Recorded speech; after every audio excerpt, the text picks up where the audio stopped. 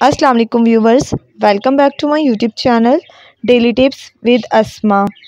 रायना नाम का शुमार लड़कियों के नामों में होता है। रायना एक इस्लामी नाम है। रायना नाम की इब्तदाई तारीख अंग्रेज़ी ज़बान से निकलती है। रायना नाम की लड़कियों के लिए खुशकिस्मत नंबर 3 माना जाता है। रायना नाम का मतलब है शहज़ादी जैसी। खुशकिस्मत दिनों में जुम्मा और हफ्ते का दिन शामिल है। रायना नाम का शुमार इंटरनेट पर सबसे ज़्यादा सर्च होने वाले नामों में से होता है।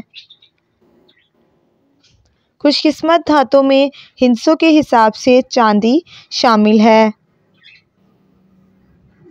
रायना नाम के अफराद के लिए मुआफ़िक रंगों में नीला, पीला और सफ़ेद रंग शामिल है। रायना नाम के अफराद के लिए मुआफ़िक पत्थरों में हीरा पत्थर शामिल है। फ्रेंड्स, अगर आप अपने नाम का मतलब जानना चाहते हैं तो कमेंट बॉक्स में अपना नाम लिखें। इंशाअल्लाह हम आपके नाम की वीडियो ज़रूर बनाएंगे। Thanks for watching.